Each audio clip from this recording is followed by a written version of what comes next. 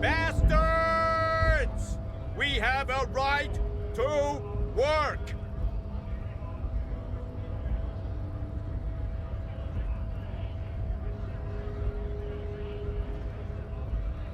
Hold up and stay frosty, everyone.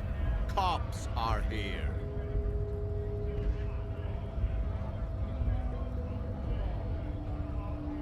You here to fuck with us? Beat the honest worker down.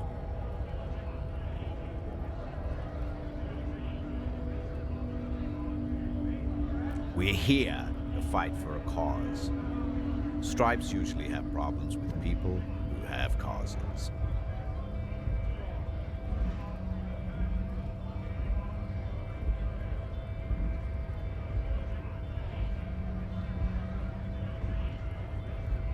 Ha! Couldn't handle us. Cause gives the workers strength, gives them power. We have a right to work! Besides, we're not that different. It helps if people see us talking, cops and strikebreakers together. Shows authorities are on our side. Builds confidence.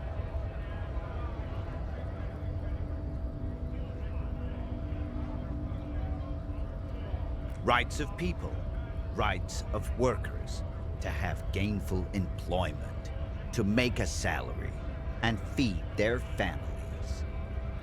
His manner of speaking is wooden, the tone of voice bland and uninspired, almost as if compiling replies from a set of learned phrases. Might be time. Don't let the fat bastards tread on you.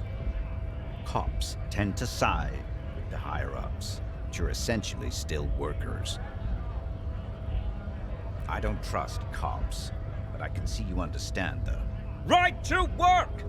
Right to work! Maybe you should ask them the questions, like why we're not allowed to make a living here. Shame on you! We have families to feed, you piece of shit. So do we, Scott.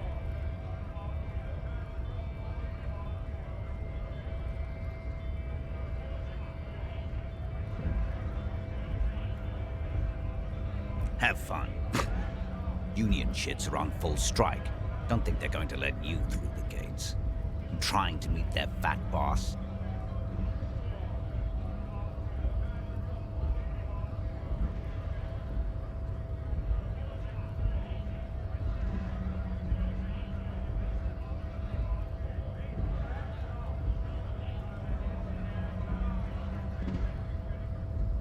I know nothing about a murder. Wouldn't put it past these harbor bugs. They'd do anything to stay alive. Right to work! It's shameful. Cops doing nothing. You should bring backup, open up the gates for us. Blockading gainful employment for workers is a crime.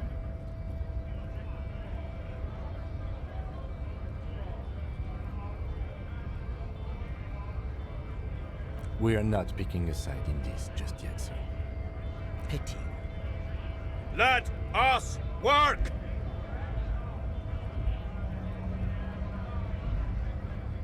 When a bunch of ungrateful, lazy cockroaches can't get their act together, decide to block honest work for other people. Beats me. They mumble nonsense about boardrooms and workers' rights, while we Have the right to work! When the man moves around, you perceive some serious abs underneath his tight-fitting shirt. This man is in shape. There's something odd in the way he carries himself. His set of clothing looks vaguely mismatched. The different pieces of the attire seem ill-fitting. His shirt is far too small and an unpleasantly tight fit, while the overalls, held up by a belt, seem to fit a man with much more corpulence. He ignores your question, choosing instead to turn to the emaciated workers, raising both fists in the air. The clothes are obviously not his. Silence is the answer. There's something off here, but he won't say what. Honest men and women, with rights, to work, to be useful, not toys for corporate interests. We came here to help the harbor run smoothly in time of crisis. If union fucks don't want work, they ought to let in those who do want work. I have a question. Why do all these men follow your leadership? You think they follow because I'm big and loud? No. They follow the rules of the market, the rules of the economy, because they were given a job to do! You've been talking to him for quite a while now. Something is off with this guy. Ask him where he's from. What's it to you?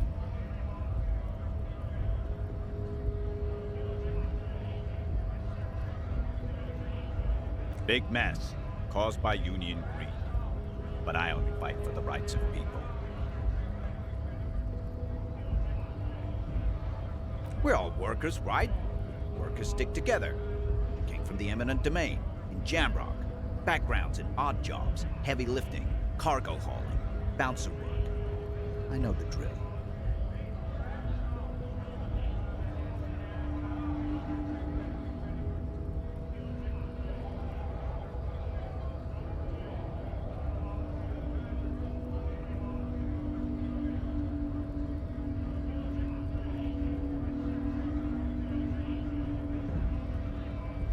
Worked at Territorial.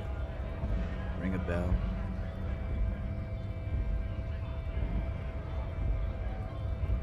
We're done here. I have a strike to break.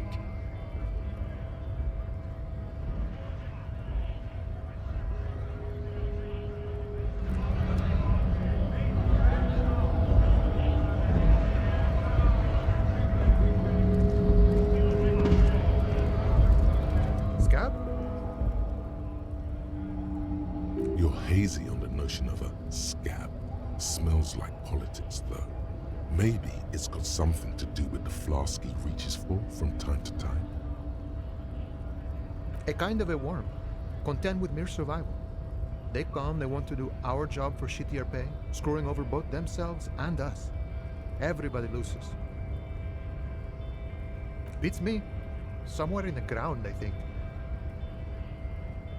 Gotta be bloody stupid or freaking evil to scab. Or I guess scared, maybe. But scared of what? Of who? Personally, I'd rather beg than scab. If the gentleman shouting on the street came begging, maybe they'd have gotten something.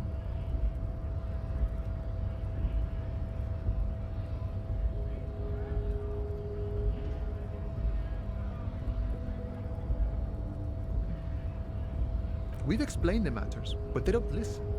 This lot would be reasonable and go home if the big guy wasn't riling them up all the time. Big guy. He means the leader of the scabs.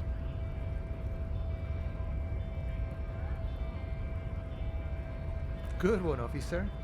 Don't worry. We here have solidarity with the RCM.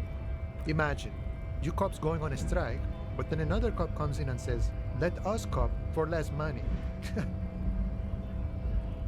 Speaking of, what brings the RCM here, to the Wild North? Come to see the strife?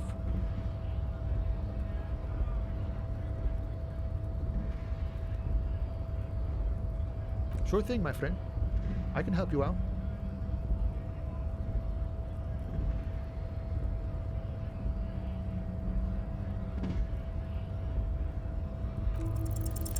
The coin lands into your hand as if it has always belonged there. The swallow returns. Always glad to help out the RCM. Shame I can't do more. Things are meager at the moment due to... You know, the winter's fat is slowly running out and all. Still better than scabbing, though.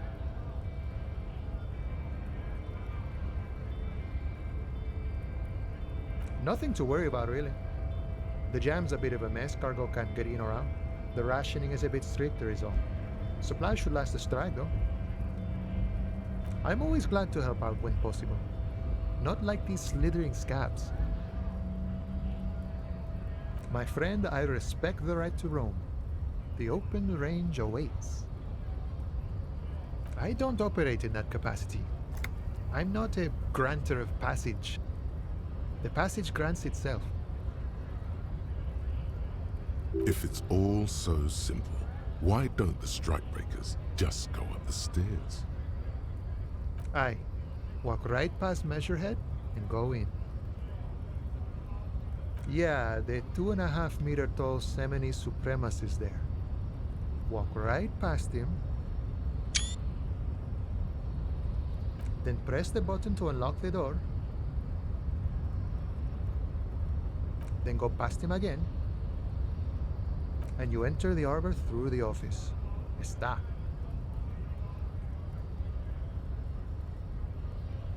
Don't worry, I'm sure it's not completely impossible. For example, you could best Measurehead in a physical confrontation. Or you could convert to a Semini supremacist worldview. Or, maybe it actually is completely impossible.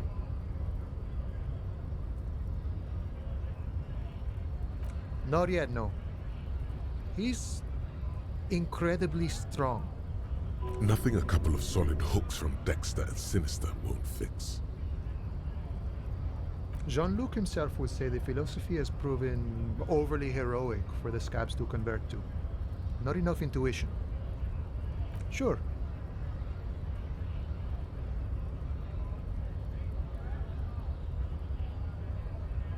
Murder, huh? That sounds like a lot of hard work. You'd never see me investigating a murder.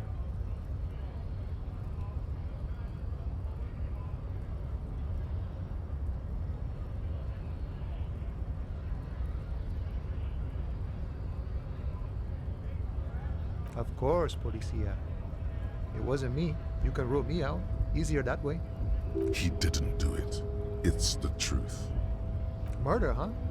That sounds like a lot of... Probably not. I wouldn't even know where to start with that. Much better here at the Harmon, for an honest union man like me. You know, serious business. I'm sure the big boss will be glad to tell you. You'll have to ask him first. He's a chatty guy. Wants to talk about the strike too. Just can't break the command structure and tell you now.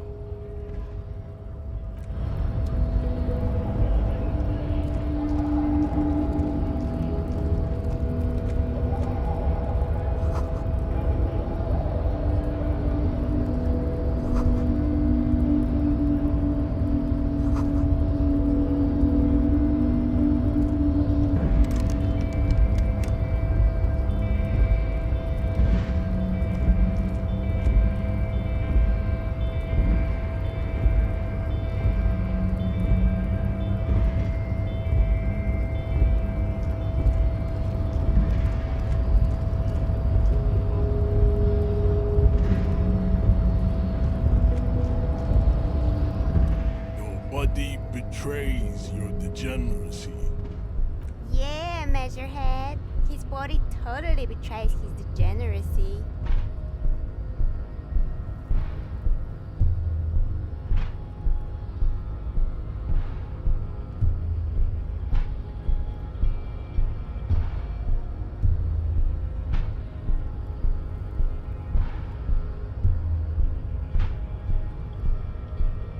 You have succumbed to Al-Ghul. You reek of it. An invisible sword of Al-Ghul emerges from your throat. You cannot see it, but others can. It is making the woman in my company sick. Yes, Al-Ghul. It means alcohol. Correct. My small skull servant. Al-Ghul is an ancient Ilmaran poison, a parasitic fungus that has colonized your race. It is a trick the desert pygmies played on you for humiliating them and stripping them of their land. Intentionally fermented drinks have existed for 10,000 years.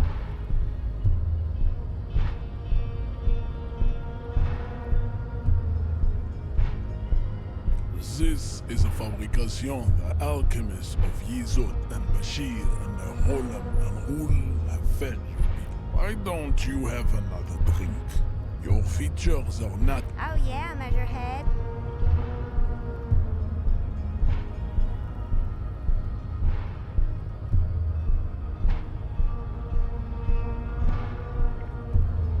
Your mouth moves, but the one who speaks is Al-Ghul. You are but a vessel for the Ghoul now. Very little of yourself remains.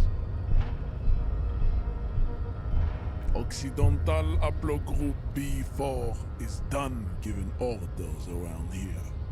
The influence of the ham sandwich race is waning. Does this remind you of someone? The guy down there?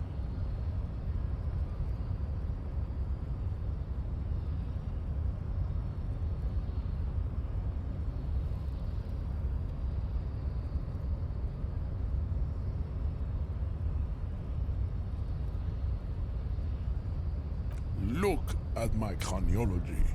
I am the pinnacle of my haplogroup. The pink blob is a bad example, even of yours.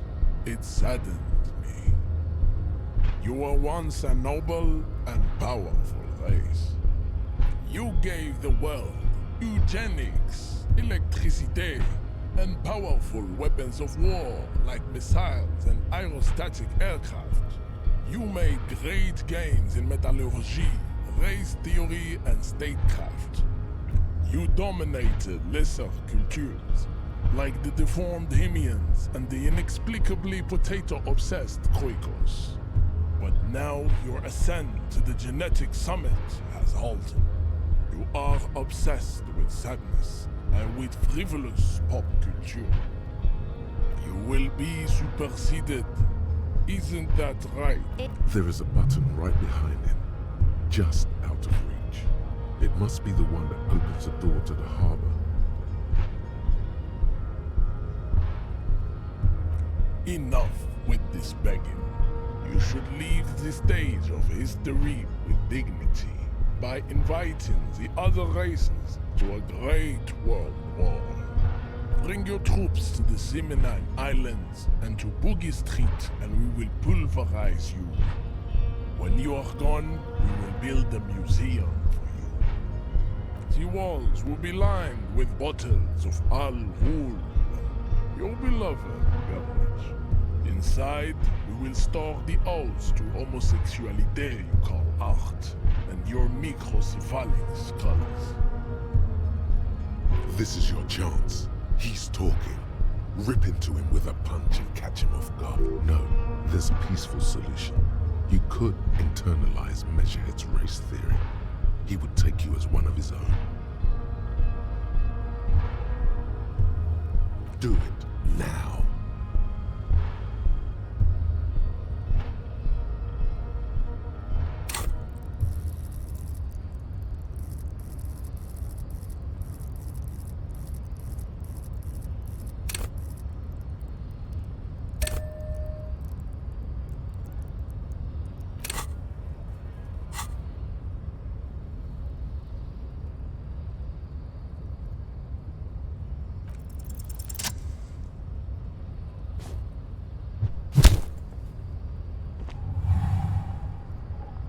Just like that, instinct took over. A solid strike straight into his throat, into the cartilage. You could swear you felt the soft palate break. The man is reeling, gasping for air.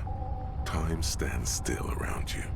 In the distance, the sounds of the harbor are falling silent.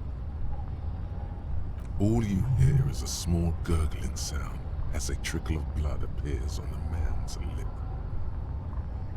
He's open. Rip into him. Right hook. Escalate it. Get intimate with him.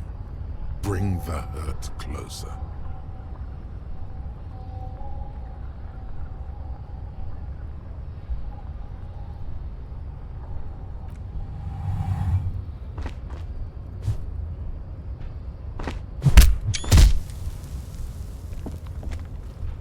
The man lands with a dull thump, like a broken-down puppet of muscles and sinew. For a moment, he still tries to keep his head up, dazed eyes looking at you with unimaginable surprise. To your left is the button.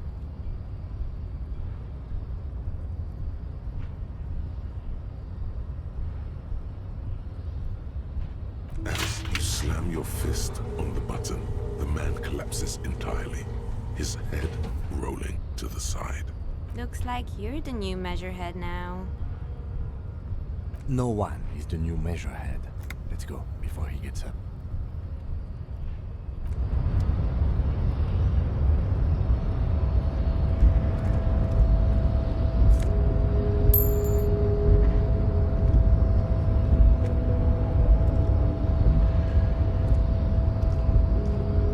The man is still knocked out. It'll take a few moments.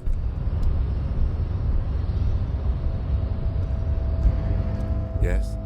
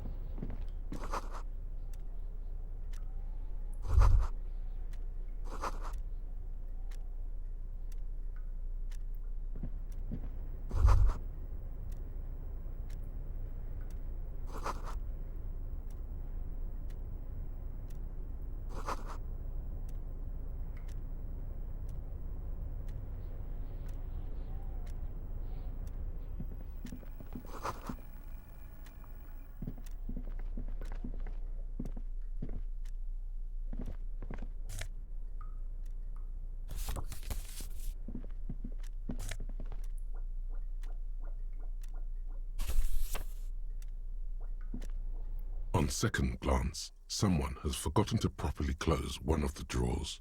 It's unfortunate for the Union to just leave their paperwork lying around like this. The drawer opens smoothly. Inside is a well-organized selection of brown folders. Hundreds of documents containing logistical data. Two kinds of transactions stand out. Materials coming into Revachol from the outside world, from Muindi, Grad, and even Ilmara. And the same materials being handed over to companies inside Revachol. Kuron, Coal City, La Delta, and Jamrock are listed among the many districts where the imports are being sold. It's hard to make sense of this thicket of company names, dates, quantities, and percentages. You try to focus, but the lines are getting blurry.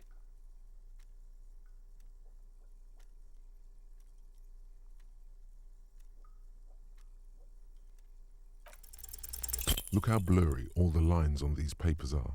How unwieldy your own willpower is to yourself. You're like an absurdist Samaran monk, focusing through not focusing.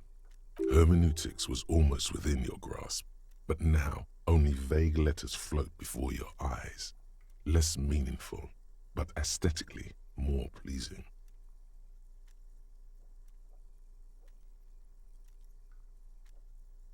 Is that what you're doing with those folders over there? Right. This is probably not relevant to our case. After all, we're not investigating an accounting mystery. The drawer slides shut smoothly.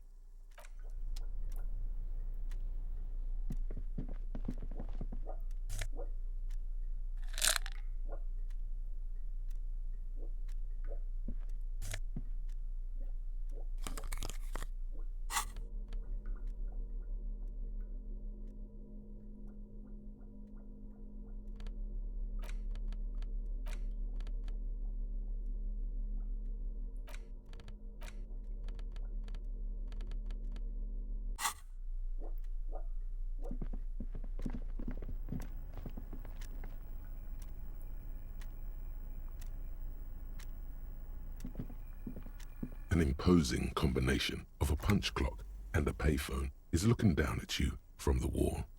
A note on the side says, "Tokens unavailable due to strike."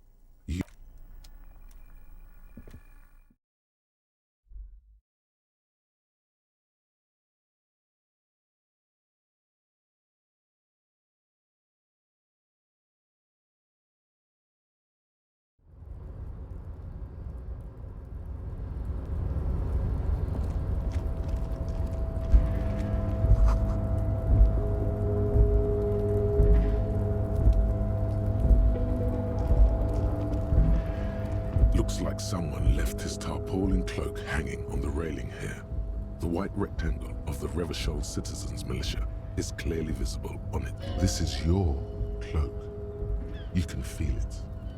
Yes, it does bear the RCM insignia, and we are the only detectives in Martinez. The service cloak issued to you by your station? Yes, I do. As your fingers touch the tarpaulin, it almost feels like the cloak wants to deliver a message of comfort through your fingertips.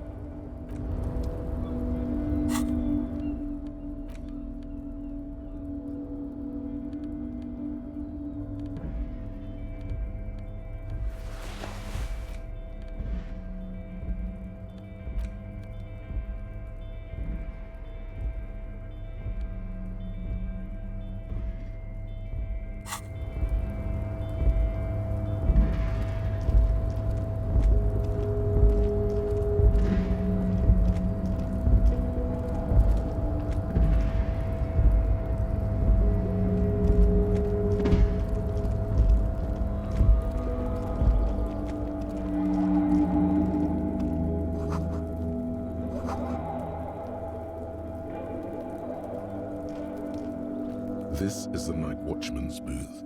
The name on the door reads, René Arnaud. Listen, it's okay to take a few minutes to yourself. Sit down and have a breather. If you must. But please hurry. We are pretty easy to spot up here. Nothing incriminating catches your eye. The cabinets are clean and their sparse contents meticulously organized. There's a framed photograph on the table. It's a black and white photo of a young couple out in a street fair. The man is young, dark-skinned, and dressed in a Royal Carabinieri uniform. The girl is smiling playfully at the camera. Why did you take that?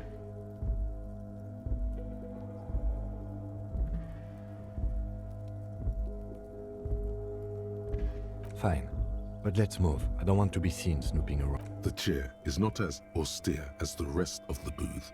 A thin grey pillow is attached to the seat, secured to the stiles by black ribbons. Stale air floods through your nostrils. Not a single mote of dust floats inside your lungs, though. The inside of the booth is immaculate. The drawers are empty, save for old timesheets and receipts. One small box, however, does hold some cheap painkillers. They are slightly out of date. Oh boy, where to start? Elevated risk of dementia, mini strokes, Prophet's disease, sudden death, hair death, erectile malfunction, critical flatulence, watery blood, black mucus, uncontrolled. Maybe this was a bad idea. I'm not here to tell you what to do, detective. You take the painkillers. They are yours now. You stand and exit the booth.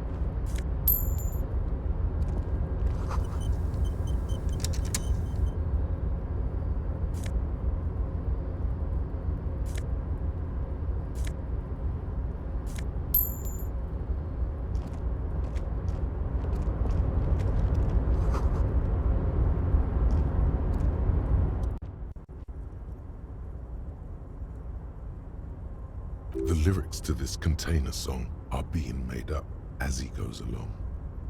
The accent is so thick, it's impossible not to notice he's Ubi, from the vanishing peninsula of Ubisunt on Container, container, used to be Wild Pines. Container, container, now belongs to Evrart. Evrart, Evrart, Evrart, he looks after everyone. Huh? Well, hey there. How can I help you, mister? I see you are not a union man, mister.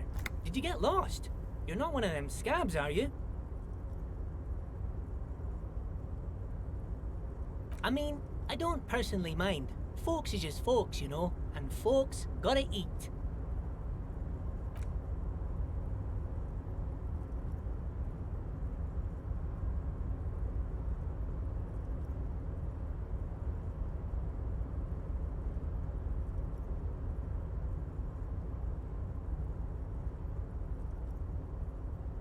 Oh yes, born and raised in Irish, mister. Mum had to leave my dad after he got a bit violent. Took us here to the new world. I was about 10 then, too old to lose my accent then. People say us Ubis are up to all sorts of trouble with sheep and other animals and whatnot. I just want you to know there was never any of that where I come from. No sir, those are just nasty... Thank you for clarifying that, sir. Oh, I'm just making some covers for them containers here. Yes I am, yes I am. So it's easier for the crane operators to spot them.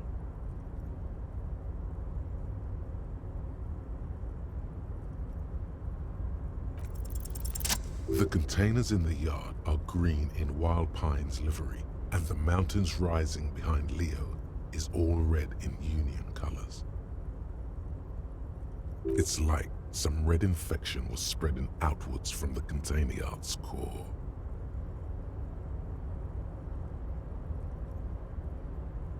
No, not really.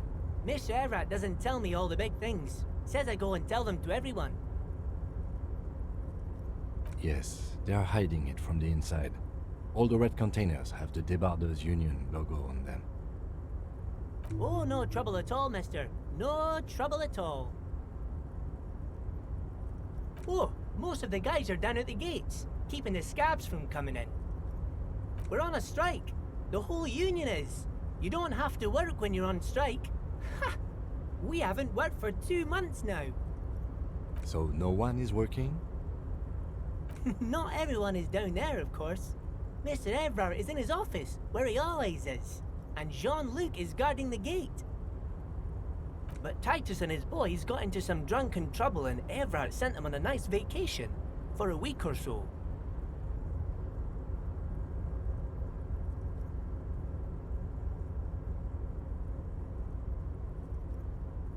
Oh, I'm not really supposed to talk about that. That's union business.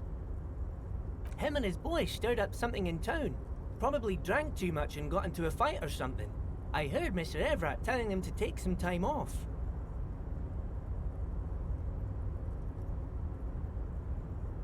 I guess the boys got a bit too rowdy and had to let out some steam. I don't really know the details. That's just how boys are, you know.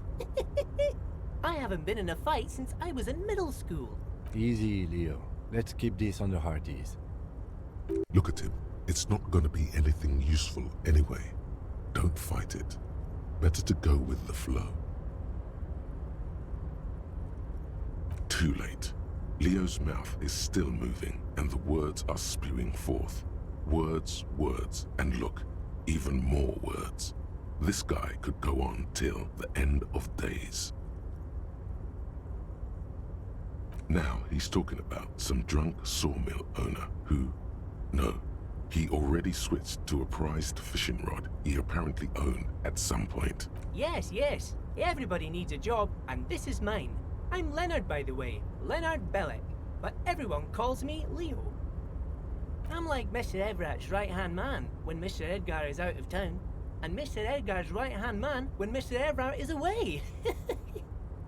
Actually, Miss Beaufort is the right-hand man, but she's a lady. Who is this, Miss Beaufort? A real pretty lady with a skin like those Douai Sucre candy bars my missus likes so much. Them are real nice to suckle on once the dinner is done and me and the missus sit down beside the radio.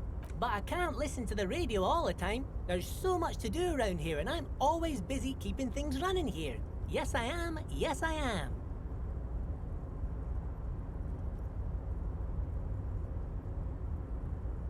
Oh, Lizzie, she is a real sharp tool.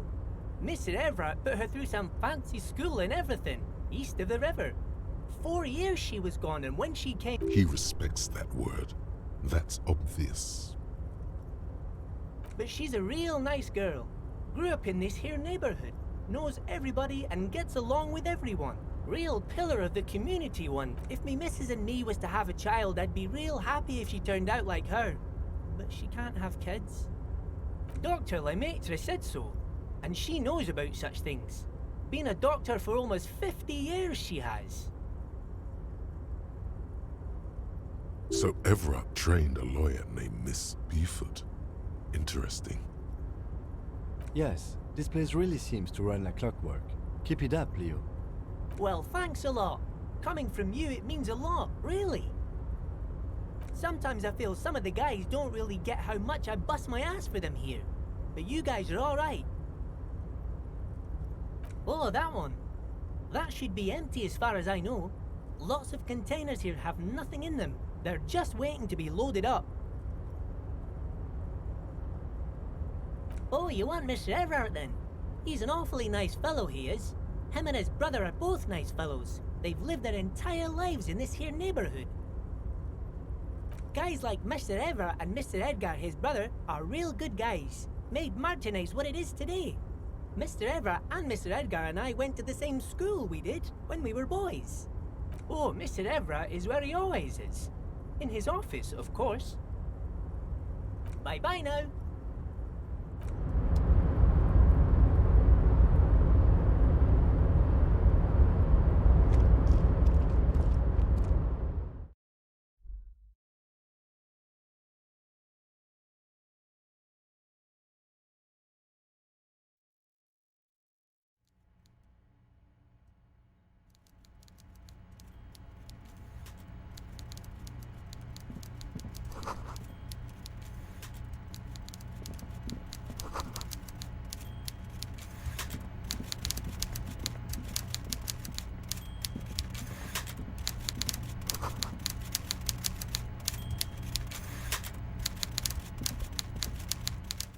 Before you is a walrus of a man seated behind a large desk. He looks up from his work.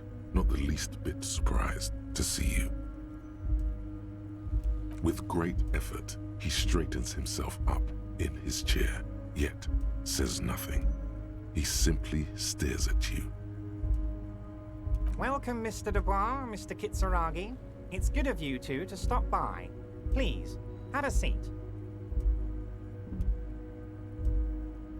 I'm Evrart Clare, head of the Debarders Union here in Martinez. I'd offer you my hand, but unfortunately my health prevents me from getting up. You understand? He looks extremely comfortable. The tiny folding chair, on the other hand, looks like a torture device. You go ahead, detective. Whatever he has in store for you, it can't be good, he thinks. I'll do my best. Forget about that. What's with this Dubois stuff? You're getting some seriously bad vibes from that name.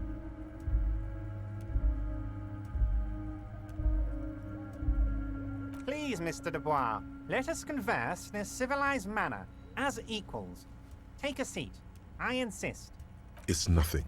Yes, that's probably right. It's nothing. Forget about it. Filter it out. Excellent, Mr. Dubois. I can see that you're a reasonable man, and reasonable men can be of great use to one another.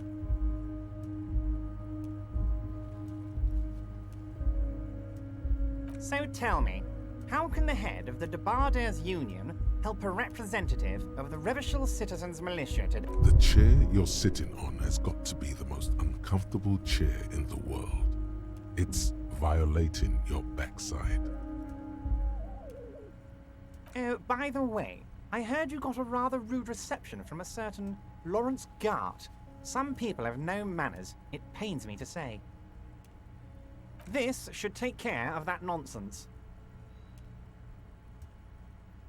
It should be sufficient to cover your expenses for a few days and patch over your differences with the cafeteria manager.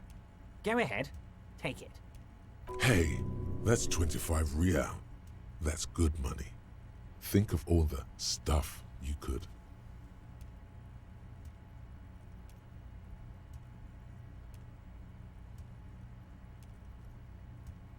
Yes, I know Lawrence. He's a real character. No union man in him. A real piece of work, that boy is. With a grin, he points to the checker game. It's like you're on a game show. At least don't thank him for it. Is there anything you'd like to say to me? No. Cool? I wouldn't go that far. I'm sure there are cooler things than delivering a comically oversized novelty check to a cafeteria manager. But, sure, if that's what's cool nowadays. Now, I'd like to set your mind at ease about one other matter. Your lost gun. Let me assure you, Union people are on it as we speak. I've got my best hounds looking for that lost gun. His slug-like lips move, but all you hear is an echo. Lost gun, lost gun, lost gun. The world is swallowed by a black hole of fear. Only two words escape its gravitational pull. Lost and gun.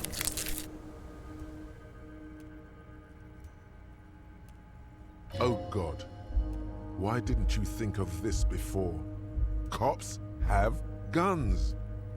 Where's yours?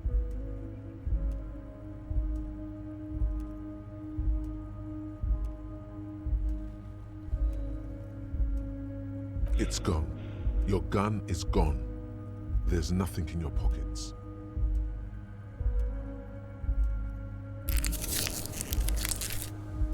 Are you all right, Harry? You seem anxious. Don't be. Everything's going to be all right. It's not like you left it loaded. You didn't lose a loaded gun. Local children aren't out there playing with it right now, pointing it into their own mouths. It's in a safe place. I just know it. I have a feeling everything's going to be all right.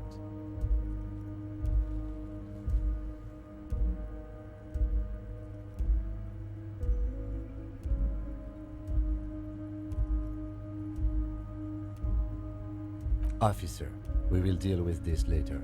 We don't need Mr. Clare's help with this. I wouldn't be so sure about that. God, you're sweating. Your knee is jerking. You're about to cry, aren't you? You're about to cry because you lost your gun and those children are gonna shoot themselves with it.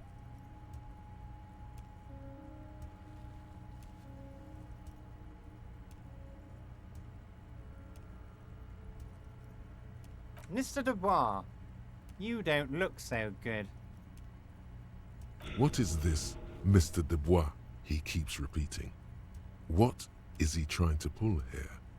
You need to cool the fuck down. Chill. Mr. Dubois! Mr. Dubois!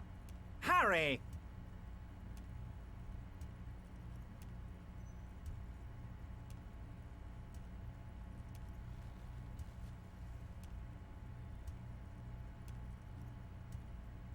Mr. Dubois, are you okay?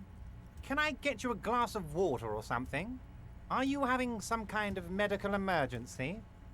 Maybe you could use your hands somehow, in a kind of throw-in motion, like you're throwing that Mr. Dubois act right back at him. He's Mr. Dubois.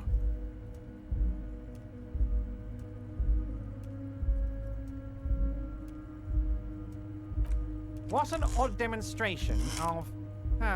you got me, Harry. I don't even know what. As entertaining as it was, I'm afraid we're wasting our time. And I'm an extremely busy man, as I'm sure you are too. Okay, enough. We are here to ask you some questions pertaining to a murder investigation. Quick, here's your window. Get yourself together and ask him questions. Police officer questions. It is about time to stop embarrassing yourself. Questions will help you regain some of your lost dignity.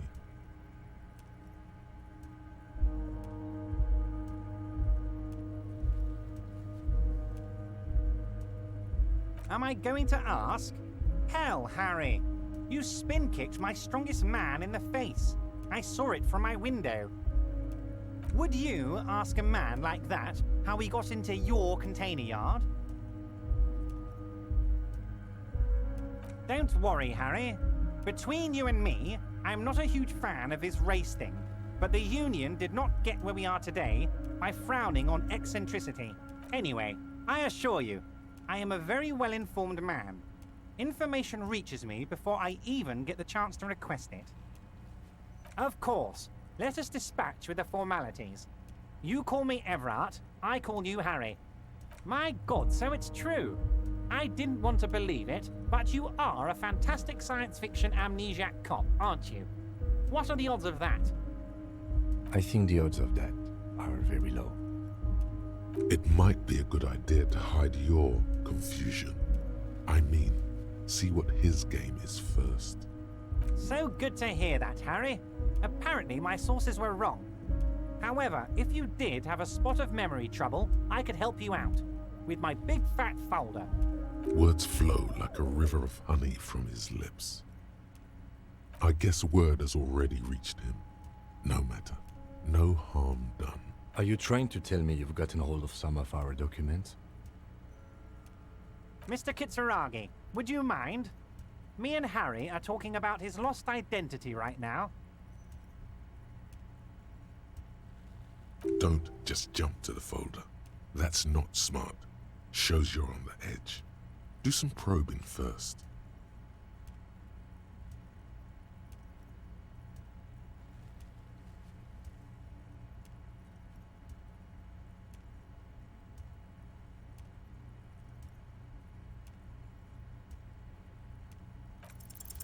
Everart's large hands are covering the folder, but the look on his face says, I know everything about you, Harry. I'm sure it's not that bad. At worst, he has an old RCM folder, and I very much doubt even that. Harry, I just know the things that matter to our friendship, and I want you to feel free to ask me about those things.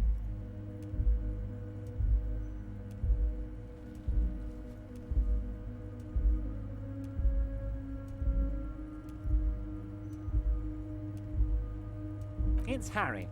Harry Dubois.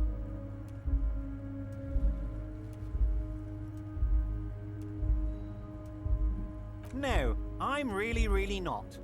You are Harry. And I can work with you, Harry. Now, what else can I do for you? But of course, Harry.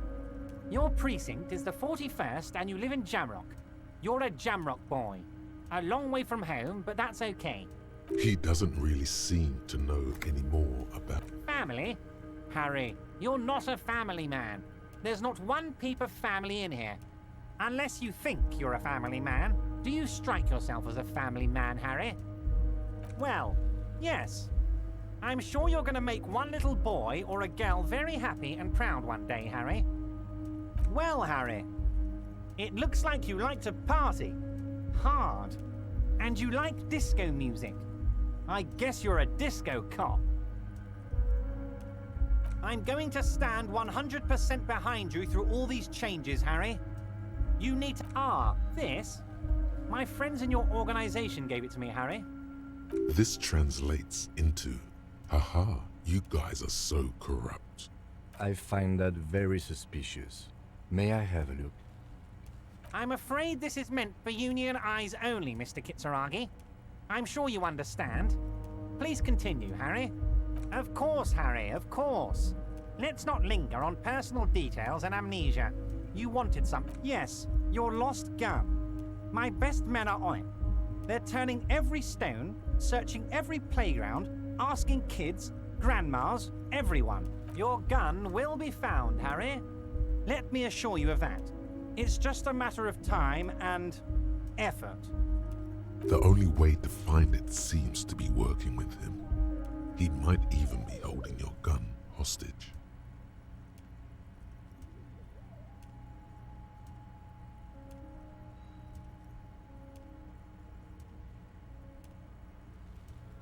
I don't care about my gun. I love it, Harry. Wish I could be like that, but I can't. I have a responsibility to this community. I can't have a loaded gun out in the streets. The officer is exaggerating. Of course we care about the missing fight. Excellent, Mr. Kitsuragi. That's excellent news. Looks like we have a friendly gun-finding competition on our hands. Yes, yes. What's that, Harry? You're getting a little pale. Is it the words paranoid schizophrenic and lost gun in one sentence? Oh, of course. That's your main thing here. That's why you're in Martinez. I know everything that goes on around here, and I would love to help, like I'm helping you. I mean, it's no secret that the lynching is connected to the strike. So much to talk about. Honestly, it's been weighing on me so heavily. I understand you need to interview me. But there's a thing that's been keeping me up at night. I want to talk about the hanging. I mean, if we could just calmly talk, exchange information, we could blow this thing wide open. Yes, that sounds good. Let's do that. But I can't think straight with this thing weighing on me. You're police officers, aren't you? I have a crazy idea. You guys are basically door-opening machines, incredibly talented at opening doors. And I'm sure you're going to open this one with flying colors, Harry. This really is very simple, and there's nothing shady about it. An excellent opportunity presents itself, sire. You could win the trust of the arch-liar, pretend to play into his hand. Then, should you wish, bend his efforts towards your own. Harry, I'm a very busy man, and more importantly, I don't have that extraordinary physique you do. You want to send someone a message that the police are working for you. I repeat, I'm a very, very busy man, Mr. Kitsuragi, and therefore I must occasionally enlist outside help. So what will it be, Harry? Oh, no one's. It's just a weasel. A weasel lives there. Nothing for you to worry about. A loud blabbering weasel. When weasels feel no one is watching, they start acting foolishly. Just go there, unlock the door, and leave it open. It's been such a burden on me, Harry. I just want this to be over so I can discuss business with you. Harry, my dear friend, I am what people call a local bigwig. I know everything that goes on in Martinez.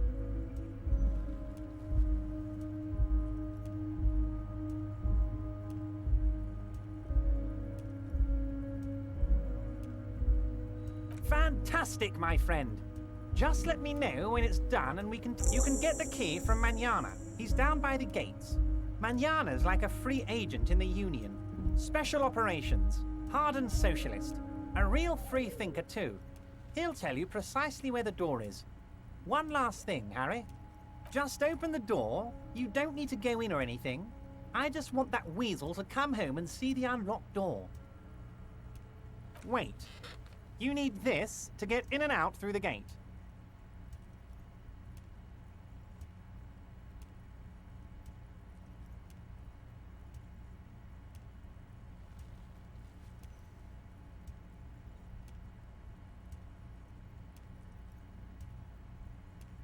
Here, you're one of us now. A real red and white Union man. Take care, Harry.